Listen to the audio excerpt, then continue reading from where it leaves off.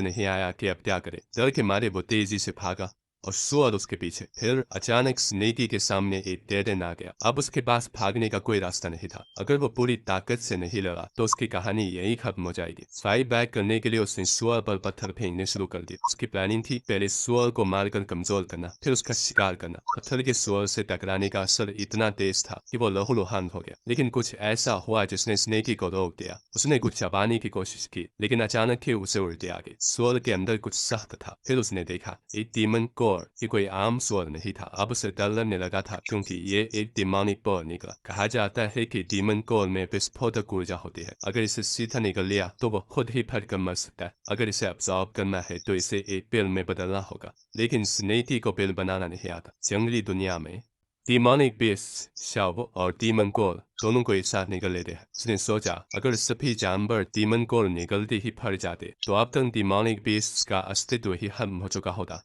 फिर उसे एहसास हुआ कि उसके दिमाग में जो ज्ञान है वो सिर्फ इंसानों पर केंद्रित है। इंसानों और डिमोनिक बीस्ट का शरीर अलग अलग होता है, तो मुझे इसे खाने में कोई दिक्कत नहीं होनी चाहिए। उसने अपना मुंह चौड़ा खोला और डीमन को निकल लिया। निकलना कितना मुश्किल था उसने शिकायत की, लेकिन इसके तुरंत बाद उसके पेट में जलन होने लगी। उसके शरीर के अंदर मौजूद डिवाइन डिमोनिक ऑर्गन अब डीमन कोर की शक्ति को सोख रहा था। धीरे धीरे उसका पूरा शरीर गर्म होने लगा। कुछ ही पलों में स्नेकी का शरीर चमक उठा। वो ब्रेक थ्रू कर चुका था। अब वो स्पिरिचुअल अवेयरनेस रेल्म के दूसरे स्तर पर था। हाँ, आखिरकार उसने खुशी से अपनी पूंछ देखी। दो स्केल सुनहरे हो चुके थे। उसने एक पत्थर पर अपनी पूंछ मारी और वो चकनाचूर हो गया। अमेजिंग। वो अपनी शक्ति से बेहद खुश था। लेकिन तभी उसने किसी इंसान को अपने सामने खड़ा देखा। एक जवान लड़का। स्नेकी घबराने लगा। वो एक खेत में था और सामने एक लड़का था जिसके हाथ में एक फोर्क था। अब ये क्या करने वाला है उसने सोचा, लेकिन लड़के की हालत देखकर ऐसा लग रहा था कि वो हमला करने वाला है। ये भी कोई कल्टीवेटर है। स्नेकी को खतरे का एहसास हुआ। उसने अपनी पूंछ हिलाई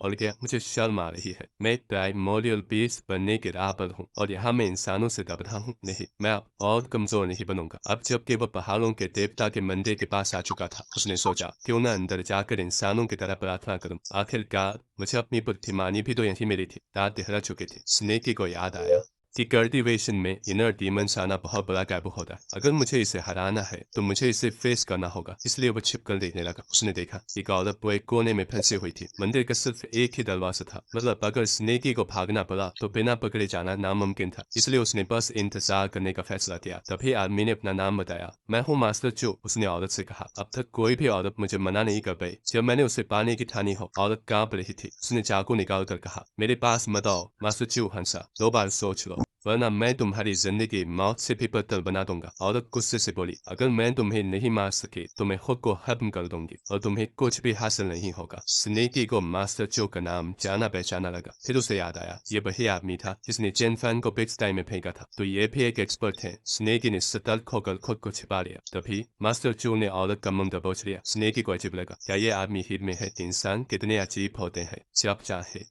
हीट में आ जाते हैं। हम शाम तो सिर्फ बसंत में आते हैं। मास्टर चो जबरदस्ती औरत के कपड़े उतारने की कोशिश करने लगा। स्नेकी सोचने लगा, आखिर इस कमजोर शरीर में ऐसा क्या है जो इसे इतना आकर्षित कर रहा है? अगर ये औरत जंगल में छोड़ दी जाए तो मिनटों में शिकार बन जाएगी। मास्टर चो ने चाकू छीनते हुए कहा, तू मुझे मारने की हिम्मत कैसे कर सकती है? अब तुझे मैं मारूंगा। औरत गुस्से से चिल्लाई, तूने मेरी सगाई तोड़वाई, चेन फैन को मार डाला और अब ये मैं मरकर भी तुझे चैन से नहीं जीने दूंगी। स्नेकी आराम से बैठकर ये सब देख रहा था। अगर हत्या सिर्फ खाने के लिए नहीं है तो बेकार, उसने सोचा। तभी मंदिर के देवता की मूर्ति का हाथ अचानक गिरकर टूट गया। मास्टर चो और औरत सहम गए। कौन थे वहां? मास्टर चो चिल्लाया। औरत भागकर मूर्ति के सामने घुटनों के बल गिर पड़ी। मुझे बचाओ, वो प्रार्थना करने लगी। तभी स्नेकी का चेहरा दिखा और औरत तेजी से चिल्लाई, हीमन? मास्टर चो ने पूछा। कहा। औरत ने घबराकर पीछे मुड़कर देखा और गलती से चाकू अपने सीने में घोंप लिया। मास्टर चो का चेहरा सफेद पड़ गया। तभी उसके आदमी अंदर आए। जल्दी निपटा दे, खा रहा तो मारा जाऊंगा, इसलिए उसने जोर से फन फैलाया और सामने आ गया। मास्टर चो हंसा, सिर्फ 7 फीट?